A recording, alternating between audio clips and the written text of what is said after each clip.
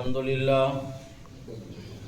لله نحمده ونستعينه ونستغفره ونؤمن به ونتوكل عليه ونعوذ بالله من شرور أنفسنا ومن سيئات أعمالنا من يهده الله فلا مضل له ومن يضلل فلا هادي له وأشهد أن لا إله إلا الله وحده لا شريك له وأشهد أن محمدا عبده ورسوله أرسله بالحق بشيرا ونذيرا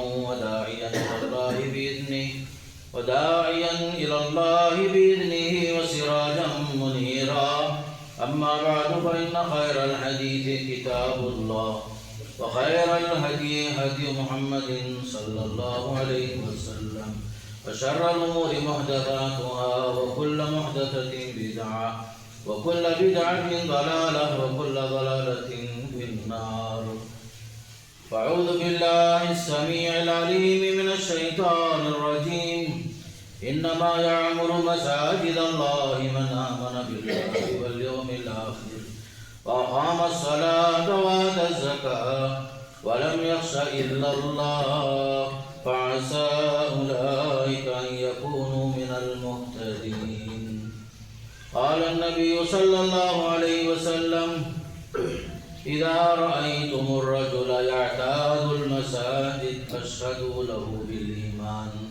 وقال صلى الله عليه وسلم: أحب البقاع إلى الله مساجدها وأبغضها إلى الله أسواقها، أو كما قال صلى الله عليه وسلم.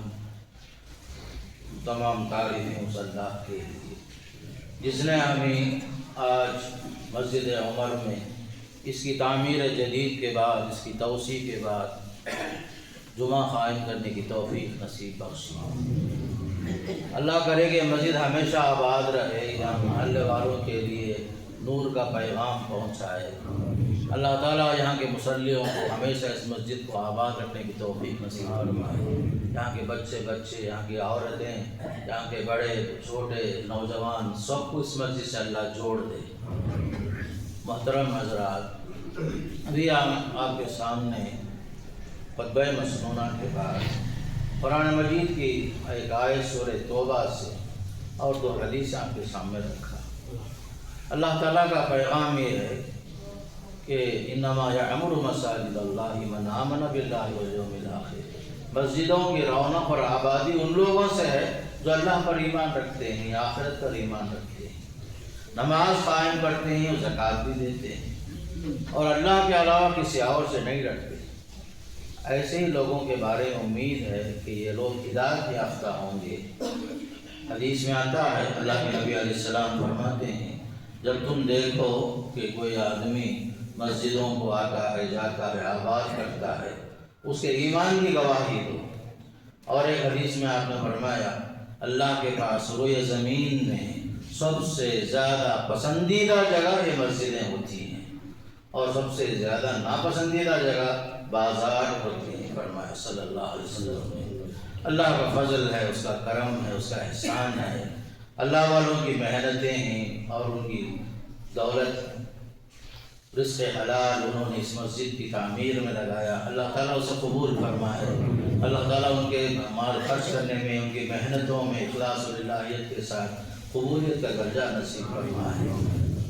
سب سے پہلی بات یہ ہے، یاد رکھیے کہ ہمارے لیے خوشی کا موقع ہے.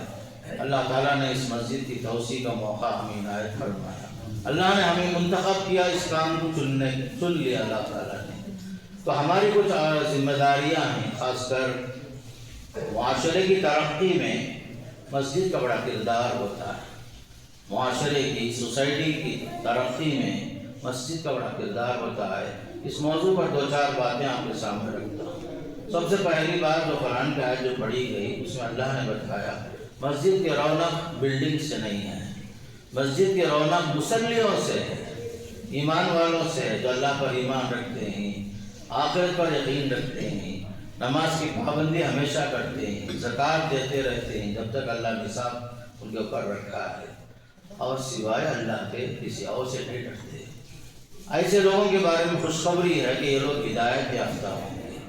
ایک زمانہ تھا کہ آیت نازل ہونے سے پہلے مشرکین بڑا فخر سے کہتے تھے ہم کعبۃ اللہ کے متولی ہیں، ہم حاجیوں کو پانی پلاتے ہیں، ہم حاجیوں کو ستو کھلاتے ہیں، کعبۃ اللہ کا مینٹیننس ہمارے ہاتھ میں ہے، زمانے سے ہم متولی ہیں اس کے، بڑے فخر سے کہتے تھے۔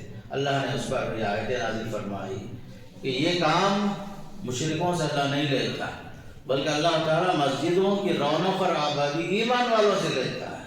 ایمان والوں کا کام ہے مسجدوں کو رونق بخشنا، مصلیوں کے ذریعے سے، تلاوت قرآن کے ذریعے سے، خاص کر اس مسجد کو اسی طرح استعمال کرنا جیسے نبی کریم صلی اللہ علیہ وسلم کے زمانے میں مسجد نبوی کو آپ نے جب بنایا، تعمیر کیا، تو آپ نے معاشرے کی ترقی کے لیے اسی مسجد کو سینٹر بنایا، مسجد کو آپ نے سینٹر بنایا۔ یہ مسجد اسلامک سینٹر بھی ہے، یہ مسجد مدرسہ بھی ہے۔ سب سے پہلے صفہ کا جو مدرسہ جو شروع ہوا مسجد نبوی میں، یہیں سے سارے مدارس اور یونیورسٹیوں کی بنیاد پڑتی ہے۔ آپ نے اسے تعلیم گاہ بھی بنایا، معاشرے کی ترقی کے لیے صلی اللہ علیہ وسلم نے ہر اچھا کام آپ نے یہیں سے کیا۔ لوگوں کے معاشرتی مسائل، سماجی مسائل، تعلیمی مسائل، ان کے لیے ایمان کے اضافے کے لیے، تزکیے کے لیے آپ نے مسجد ہی کو اپنے بنیاد بنایا۔ بلکہ خوشخبری سنائی ان لوگوں کو جو مساجد کو آتے ہیں، اندھیرے میں چل چل کر آتے ہیں، مسجدوں کو آباد کرتے ہیں۔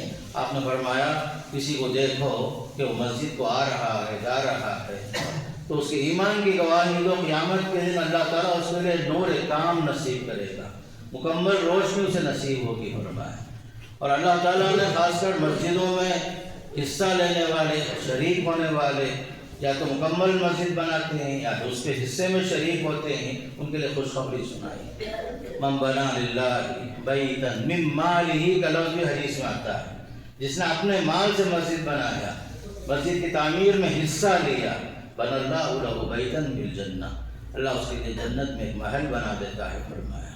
تو مساجد کی تعمیر اور ترقی جو ہے ہمارے لیے جنت میں گھر بنانے کے برابر ہے، اور یہ مساجد ہمارے لیے ایمان کا حصہ ہے۔ ہمارے لیے ایمان کا حصہ مساجد کو آباد کرنے میں ہے میرے دوستو۔ آپ صلی اللہ علیہ وسلم کے زمانے میں 5 وقتہ نمازیں ہوتی تھی، یہاں تک کہ نابینا صحابی عبداللہ ابن مکتوم رضی اللہ تعالیٰ عنہ اللہ کے رسول سے کہتے ہیں یا رسول اللہ میرے کچھ مجبوریاں ہیں، پہلی مجبوری ہے کہ میں اندھا ہوں، میرے ساتھ کوئی مسجد تک آنے کے لیے کوئی رہبر نہیں ہے، کوئی رہنما نہیں ہے، آپ مجھے اجازت دیجیے گھر میں نماز پڑھ لیتا ہوں، مسجد تک نہیں آ سکتا ہوں۔ آپ نے شروع میں اجازت دی، وہ صحابی واپس جانے لگے، پھر آپ نے پوچھا اتسمع النداء، کیا تم اذان کی آواز سنتے ہو؟ حی علی الصلاۃ حی علی الفلاح تمہارے کانوں میں گونجتی یا نہیں گونجتی؟ پڑھتی آواز کان میں؟ ہاں پڑھتی۔ تب آپ نے فرمایا فاجب، تو تمہیں آنا ہی پڑے گا، مسجد کو آنا ہی پڑے گا۔ ایک اندھے صحابی نہیں، معذور نہیں، اور راستہ ٹھیک نہیں ہے، اور یہ بھی کہتے ہیں کہ راستہ پر خطر ہے، سانپا ہی، بچھوا ہی، بارش کی دنوں میں اور تکلیف ہو جاتی، اور مجھے ہاتھ پکڑ کے لانے والا کوئی بھی نہیں ہے رسول اللہ۔ اس کے باوجود فرما دے نہیں مسجد کو آباد کرو، آ جاؤ، کوشش کر کے محنت کر کے آ جاؤ۔ ہمارے شما کے لیے کوئی عذر نہیں میرے دوستو، فجر کی نماز ہو یا جمعے کی نماز ہو، ہمیشہ مسجد کو آباد کرو، ہمارے ایمان کا حصہ ہے۔ اور حدیث میں آتا ہے میں چاہتا ہوں نماز کا وقت ہو، نماز کا اعلان ہو جائے، اقامت کے لیے کسی کو بول کر نماز پڑھا دیں، کسی کو کھڑا کر دوں، اور ان لوگوں کے پاس جو گھروں میں رہتے ہیں مسجد کو نہیں آتے، باجماعت نماز میں شریک نہیں ہوتے، ان کے گھروں کو آگ لگا دوں۔ آپ صلی اللہ علیہ وسلم یہاں تک فرمایا۔ تو یاد رکھو مسلمانوں، اپنی نمازوں کو مسجدوں کے ساتھ جوڑ کے رکھیں، ہر نماز مسجد میں ادا کرنے کی کوشش کرو، اور یہ مسجدیں مکتب کا کام بھی کریں گی، یہاں قرآن کی تعلیم بھی ہوگی، حدیث کی تعلیم بھی ہوگی، اسلامی سیرت اور تاریخ کی معلومات بھی آپ کو ملیں گی، نوجوانوں کے لیے ٹریننگ سینٹر بھی ہے یہ مسجد، بلکہ مسلمانوں کا ہر چھوٹا بڑا مسئلہ مسجد سے حل ہوگا، چاہے وہ سماجی مسئلہ ہو، معاشرتی مسئلہ ہو، یا مسلمانوں کا سیاسی مسئلہ ہو، ہر مسئلہ مسجد سے ہی حل ہوگا۔ نبی کریم صلی اللہ علیہ وسلم کے زمانے میں ہر مسئلہ اپنے مسجد سے ہی حل کرتے تھے۔ مسجد نبوی کی حیثیت سپریم کورٹ کی تھی، آپ کیسے چیف جسٹس کی تھی، مسائل آپ حل کرتے تھے، وہیں حل ہوتا تھا۔ آپ لوگ جو ہے خاص کر یاد رکھو، چھوٹے چھوٹے مسئلے میں ہم کورٹ کچہری کے حوالے ہو جاتے ہیں، نہیں، ہمارا تعلق مسجد سے ہو۔ یہ مسجد عبادت گاہ بھی ہے، دارالخضا بھی ہے، تعلیم گاہ بھی ہے، تربیت گاہ بھی ہے۔ کئی مسائل آپ نے حل فرمائے۔ ایک عورت آتی کہتی یا رسول اللہ میرے والد نے میری شادی کر دی ایسے مرد سے، میں پسند نہیں کرتی۔ آپ نے اسی وقت اس عورت کی مرضی کے بغیر جو شادی ہوئی نکاح کینسل کر دیا اور اس کے نکاح کو فسخ کر دیا صلی اللہ علیہ وسلم۔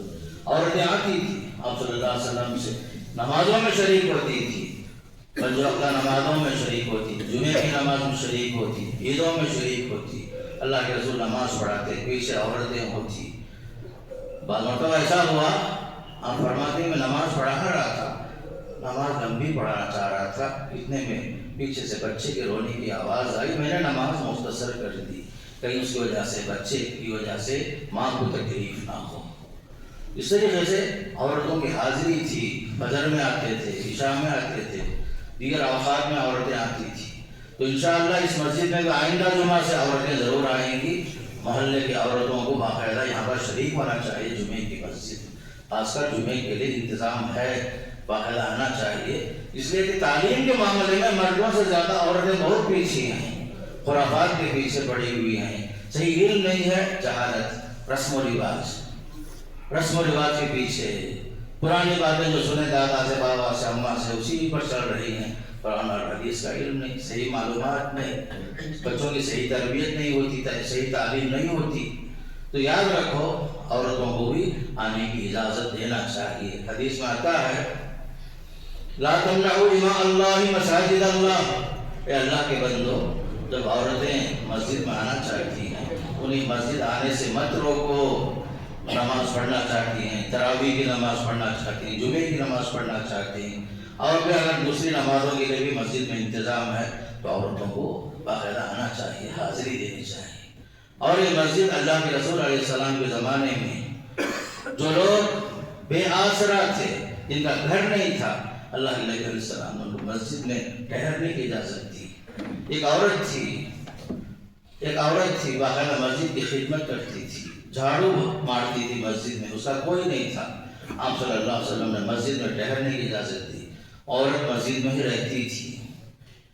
ایک دن فجر میں آئے اللہ کے نبی علیہ السلام، کچھ کام بھائی وہ عورت نظر نہیں آ رہی، صحابہ نے بتایا یا رسول اللہ کل اس کا انتقال ہو گئے، ہم نے راتوں سے دفن کر دیا۔ آپ صلی اللہ علیہ وسلم پوچھا فلا آذنتمونی، مجھے کیوں نہیں بتایا آپ لوگ؟ باقاعدہ پھر پوچھے کہاں دفنائے آپ لوگ؟ گئے قبرستان میں، صحابہ ساتھ میں گئے، پھر آپ نے وہاں نماز جنازہ پڑھائی، آپ کے پیچھے صحابہ کھڑے رہے نماز میں، پھر آپ صلی اللہ علیہ وسلم دعا کر کے واپس لوٹے۔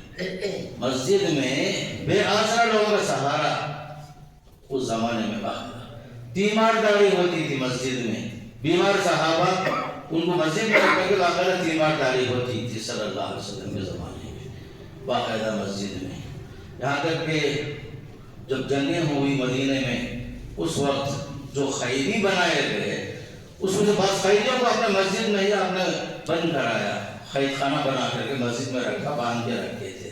سمامہ بن حسال رضی اللہ عنہ بعد میں مسلمان ہوئے ہو، مسجد ہی میں تھے، نبی کریم صلی اللہ علیہ وسلم آتے تھے جاتے تھے، قیدی پوچھتے تھے، اچھا سلوک کرتے تھے۔ 3 دن کے بعد وہ صحابی دیکھ کے مسلمانوں کا طریقہ، عبادت کا طریقہ، مسلمانوں کا سلوک سب دیکھنے کے بعد کہ یہ لوگ قیدیوں کے ساتھ بھی بہت اچھا سلوک کرتے ہیں، خود بھوکے رہ کر قیدیوں کو پلا رہے ہیں لوگ، یہ سب اخلاق سے اتنا متاثر ہوئے کہ آگے چل کر تیسرے دن جب ان کو رہا کیا گیا باہر گئے، غسل کر کے آئے، آ کر کے مسجد میں کلمہ پڑھے۔ البتہ مسجد نبوی صلی اللہ علیہ وسلم جو ہے ہر چیز کا سینٹر، اسلامک سینٹر، یورپ کنٹریوں میں مسجد کا نام آج کل جو ہے اسلامک کلچرل سینٹر، باقاعدہ جو ہے سینٹرز کے نام سے ہے، لائبریریاں قائم ہیں، لوگوں کے مسائل حل ہوتے ہیں، یہاں جو ہے عبادت کے ساتھ ساتھ کاؤنسلنگ کا ذریعہ بھی ہے۔ یہ شادی سے پہلے نوجوان لڑکوں کو بلا کر سمجھانا، لڑکیوں کو سمجھانا، پھر شادی کے بعد بھی مسائل پیدا ہوتے ہیں تو مسائل طلاق کے، خلا کے، نانا نفقہ کے، سارے مسائل مسجد میں ہی حل ہوتے تھے۔ عہد نبوت میں صلی اللہ علیہ وسلم کے پاس. یہاں تک کہ عورتیں آ کے اللہ کے رسول سے مشورہ پوچھتی تھی، مسجد میں آ کر پوچھتی تھی، یا رسول اللہ ہمارے شوہر کہتے ہیں تمہارے زکوٰۃ کا حقدار میں ہوں، شوہر ہوں میں، غریب آدمی ہوں، تو کیا یہ مسئلہ جائز ہے کیا؟ میں اپنی زکوٰۃ اپنے شوہر کو دے سکتی کیا؟ تو آپ فرمائے ہاں ٹھیک ہے دے سکتے ہیں، تمہارا شوہر اس کے بچے زیادہ حقدار ہیں. بعض عورتیں آتی پوچھتی، یا رسول اللہ 2 پیغام آئے ہیں میرے پاس نکاح کے لیے، میں کس سے شادی کروں؟ میں آپ سے مشورے کے لیے آئی ہوں. آپ پوچھتے کس کے نکاح کا پیغام آیا ہے؟ کہا جاتا ایک ہے معاویہ. آپ فرماتے نہیں بھائی مناسب نہیں، فقیر آدمی ہے، کے پاس مال نہیں ہے، پیسہ نہیں ہے، کچھ بھی نہیں ہے، خود کھا نہیں سکتے، تمہیں کیا کھلائیں گے؟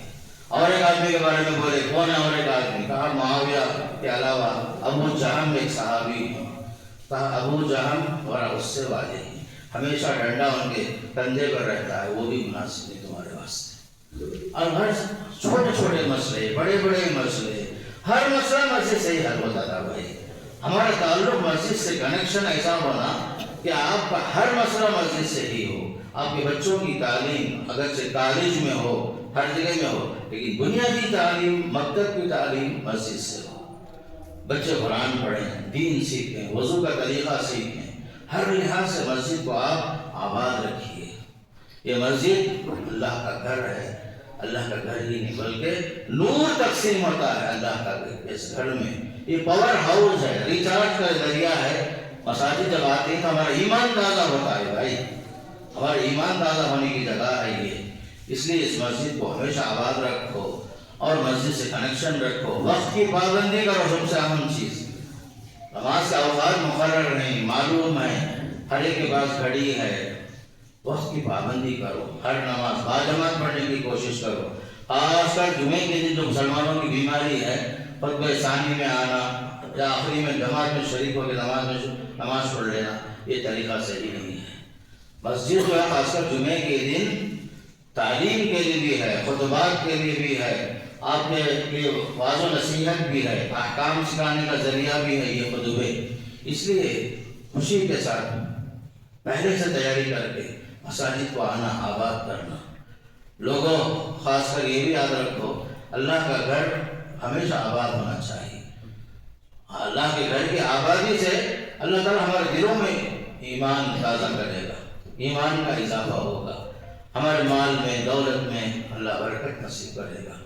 میں خود سے نہیں کہہ رہا ہوں، قرآن میں اللہ فرما رہا ہے وَأْمُرْ أَهْلَكَ بِالصَّلَاةِ وَاصْطَبِرْ عَلَيْهَا لَا نَسْأَلُكَ رِزْقًا نَحْنُ نَرْزُقُكَ.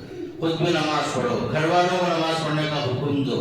ہم آپ سے روزی نہیں مانگتے ہیں، ہم آپ کو روزی دیتے ہیں یہ نماز کے ذریعے سے.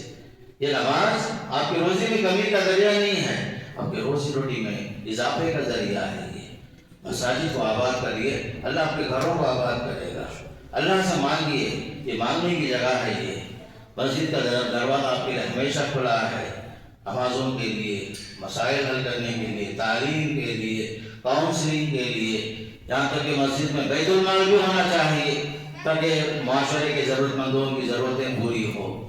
ہر لحاظ سے مسجد ایک معاشرے کی ترقی کا ایک اہم ذریعہ ہے. میرے دوستو مسجد کو معمولی نہ سمجھو، 5 وقت نماز پڑھ کے دھڑا موش کے بھاگ کے، وہ نہیں. یہ مسجد جو ہے 24 گھنٹہ سروس سینٹر ہے. یہ عبادتوں کے ساتھ ساتھ سماجی، تعلیمی، سیاسی، معاشرتی ہر مسئلے کا حل.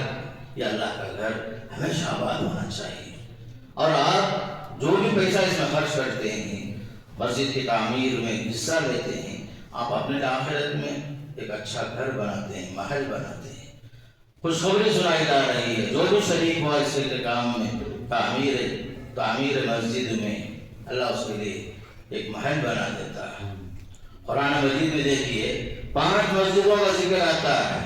مسجد حرام ہے، مسجد نبوی ہے، مسجد قباء ہے، مسجد اقصی ہے. 4 مسجدوں کے سارے 5ہی مسجد تھی جو منافقوں نے بنائی، جس کا نام مسجد زرار ہے. مسجد زرار مسلمانوں کو نقصان پہنچانے کے لیے بنائے تھے. اللہ کے رسول علیہ السلام کی وجہ سے اس کی اوپننگ چاہ رہے تھے منافقین، وہی نازل ہوئی. اللہ کے رسول علیہ السلام کہا گیا وہاں مت جائیے، اس مسجد کو ڈھانے کا حکم دیا، اس مسجد کو باقاعدہ ڈھا دیا گیا، مسجد زرار کے نام سے منافقوں نے بنایا تھا۔ لیکن اللہ کے فضل و کرم سے مسلمان اللہ کا گھر آباد کرنے کے لیے اپنا حلال پیسے استعمال کرتے ہیں، اور حلال پیسے سے ہی مسجد کی تعمیر ہوتی ہے۔ یہاں تک کہ سود کا پیسہ مسجد کے پیشاب خانے پہ ہم استعمال نہیں کرتے۔ مسجد کا پیشاب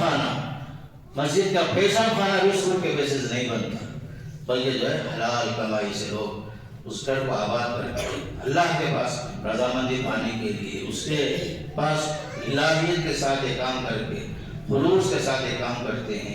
اللہ تعالیٰ ان سب کے نیکیوں کو قبول فرمائے۔ اور اس جگہ میں ایک اہم بات یہ بھی بتاتا ہوں، خاص کر معاشرے کے اندر بچوں کے لیے تعلیم کا جو انتظام ہوتا ہے، مکتب یہ بہت اہم ہے میرے دوستوں۔ اسکول کی تعلیم بعد میں، مکتب کی تعلیم سب سے پہلے، اور مکتب کے استاذ کی حیثیت یونیورسٹی کے وائس چانسلر سے بڑھ کر ہے، جو آپ کو الف سکھاتا ہے، بے سکھاتا ہے، دین سکھاتا ہے، نماز سکھاتا ہے۔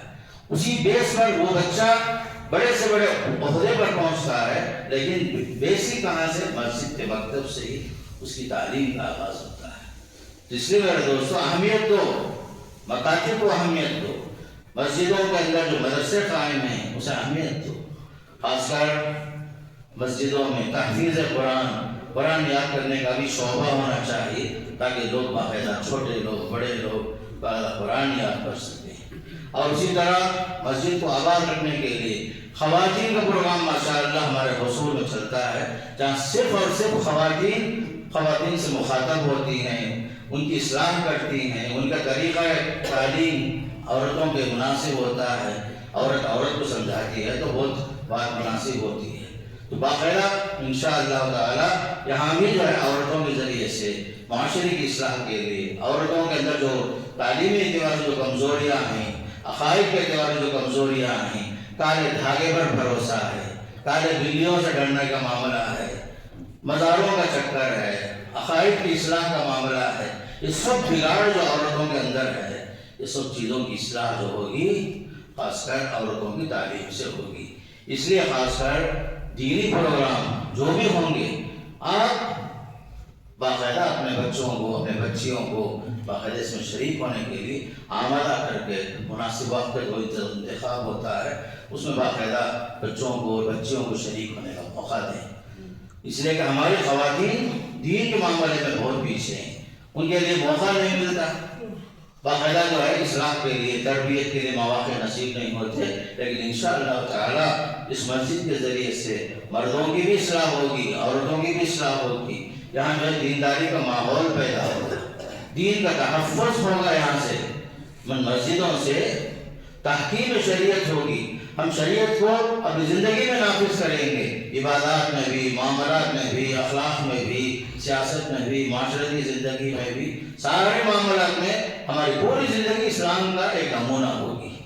یاد رکھو، مؤذن جب حی علی الصلاۃ، حی علی الفلاح سے قوم کو جگاتا ہے، بیدار کرتا ہے، اس کی حیثیت فوج کے کمانڈر کی ہے، جو بگل مار کر کے پورے فوجیوں کو ایک جگہ جمع کرتا ہے۔ وہ حی علی الصلاۃ، حی علی الفلاح کیا ہے؟ آپ کو کامیابی کی طرف بلائی جاتی ہے، نماز کی طرف بلائی جاتی ہے، آپ کے ایمان کو تازہ رکھنے کے لیے بلائی جاتی ہے۔ لہذا فجر کی نماز، عشاء کی نماز بہت اہم ہے میرے دوست، جس میں ہم لوگ غفلت کرتے ہیں۔ حدیث میں آتا ہے بعد جماعت نماز عشاء پڑھ لیے، وہ ہے کہ آپ آدھی رات تہجد پڑھ لیے، فجر کی نماز بعد جماعت پڑھ لیا، آدھی رات قیام اللیل کر لیا۔ اگر آپ دونوں نمازیں باجماعت پڑھ لیے ماشاءاللہ جماعت کے ساتھ، قیام اللیل کا ثواب مل گیا آپ کو، قیام اللیل رات بھر قیام اللیل کا ثواب مل جاتا ہے میرے دوستو۔ عصر کی نماز کتنی اہم ہے، حدیث میں آتا ہے خندق کا موقع تھا، جنگ خندق، وہ نماز خندق کھودتے کھودتے داخل ہو گئی، یہاں تک کہ نماز کا وقت ختم ہو گیا۔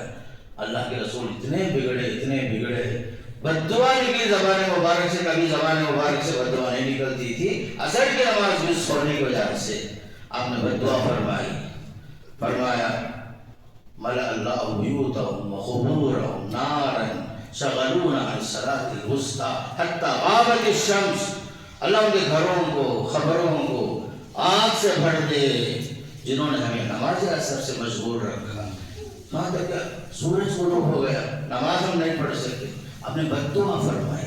یہ ایک نماز کا وہ حال ہے جس پر آپ اتنے ناراض ہو رہے ہیں۔ ہم لوگ کتنی نمازیں ضائع کرتے ہیں، کتنی نمازیں ضائع کرتے ہیں ہم لوگ، ذرا سوچ کے دیکھیے۔ آج سے عہد کر لو، آپ وعدہ کر لو اللہ تعالیٰ سے، مجھ سے نہیں اللہ سے وعدہ کر لو، آئندہ سے اللہ میں تیری نافرمانی نہیں کروں گا، میں تیرا بندہ بن کے رہوں گا، تیرے سامنے سر جھکا کے رہوں گا۔ یہ سر جو ہے صرف تیرے علاوہ کہیں اور جا کے نہیں جھکے گا۔ مسجدوں کو آباد کرنے کے لیے اللہ سے وعدہ کر لو۔ بار بار وعدہ ہم کرتے ہیں، ٹوٹ جاتا ہے، کوئی بات نہیں، دوبارہ اللہ سے عہد کر لو، اللہ تعالیٰ معاف کرنے والا ہے۔ یاد رکھو ایک وقت ہے، توبے کی قبولیت کا ایک وقت ہے۔ انما یقبل توبۃ العبد ما لم یغرر، سکرات سے پہلے تک توبہ اللہ قبول کرتا ہے۔ سکرات کا ٹائم آ گیا، بولو قصہ ختم، توبے کا دروازہ بند ہو جاتا ہے میرے دوستو۔ اس لیے اپنے دلوں میں نور ایمان جگاؤ۔ نور ایمان ہے آپ کے اندر، چنگاری موجود ہے آپ کے اندر، لیکن آپ نے اسے سلا دیا ہے۔ آپ ہمیشہ ایمان کے ساتھ رہو۔ حدیث میں آتا ہے اور قرآن کی آیت ہے، انما المؤمنون الذین اذا ذکر اللہ وجلت قلوبهم۔ ایمان والے وہ ہیں جب انہیں اللہ کا یاد دلایا جاتا ہے، ان کے دلوں میں رونقیں کھڑے ہو جاتے ہیں، ان کا دل کام جاتا ہے، اور جب قرآن کی تلاوت ہوتی ہے تو ان کا ایمان بڑھ جاتا ہے۔ وَإِذَا تُلِيَتْ عَلَيْهِمْ آيَاتُهُ زَادَتْهُمْ ایمانا، اللہ ان کا ایمان بڑھا دیتا ہے۔ اس لیے میرے دوستو، مسجدوں کو آباد کرو، اللہ آپ کے گھروں کو آباد کرے گا، اللہ تعالیٰ جو آپ کے دلوں میں ایمان بخشے گا۔ اللہ سے میں دعا کرتا ہوں، اللہ مجھے بھی اور آپ کو بھی سننے سے زیادہ عمل کی توفیق نصیب فرمائے، اور اس مسجد کو آباد کرنے میں اور اس مسجد کے لیے محنت کرنے میں، پیسہ لگانے میں جن جن حضرات نے بھی کوششیں کی، اللہ ان کی نیتوں کے مطابق، اخلاص کے مطابق جتنا چاہے وہ بہتر سے بہتر بدلہ نصیب فرمائے۔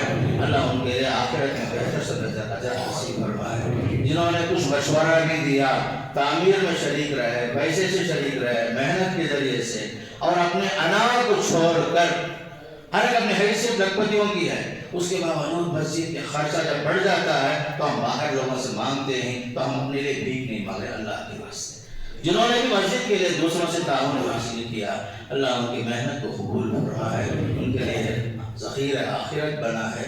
اللہ تعالیٰ اس محلے کو اس مسجد کے ذریعے سے ایمان کا ایک اہم حصہ بنائے، اور خاص کر یہاں کے مسلمانوں کے دلوں میں اللہ تعالیٰ نور ایمان جگائے، یہاں کے بچوں کو اللہ تعالیٰ نمازی بنائے، دین پر چلنے والا بنائے، ہمیشہ اس مسجد کو آباد رکھنے والے بنائے۔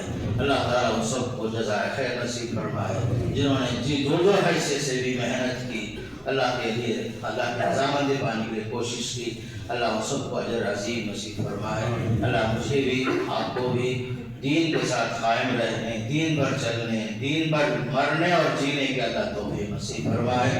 اقول قولی ھذا استغفر اللہ لی ولکم لسائر المسلمین من کل ذنب فاستغفروا انہ هو الغفور الرحیم۔ استغفر اللہ۔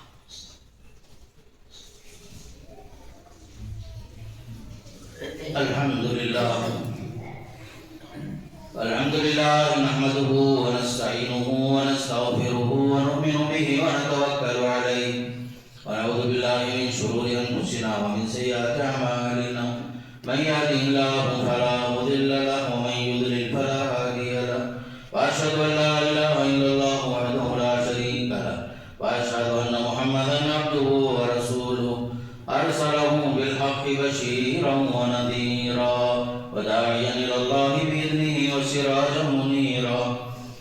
اما بعد فاعوذ باللہ من الشیطان الرجیم، ان اللہ وملائکتہ یصلون علی النبی یا ایھا الذین آمنوا صلوا علیہ وسلموا تسلیما۔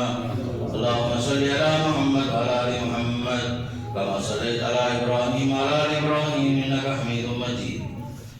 اللہم بارک علی محمد وعلی آل محمد کما بارکت علی ابراہیم وعلی آل ابراہیم انک حمید مجید۔ اللہم اعز الاسلام والمسلمین وخذل الکفرة والمشرکین ودمر اعداءک اعداء الدین۔ اللهم انصر من نصر الدين. ربنا آتنا في الدنيا حسنة وفي الآخرة حسنة وقنا عذاب النار. ربنا هب لنا من أزواجنا وذرياتنا قرة أعين واجعلنا للمتقين إماما. ربنا تقبل منا ما كان صالحا وتجاوز عنا ما كان سيئا. توفنا مسلمين والحقنا بالصالحين غير خزايا ولا مفتونين. عباد الله اذكروا الله يذكركم وادعوه يستجب لكم ولذكر الله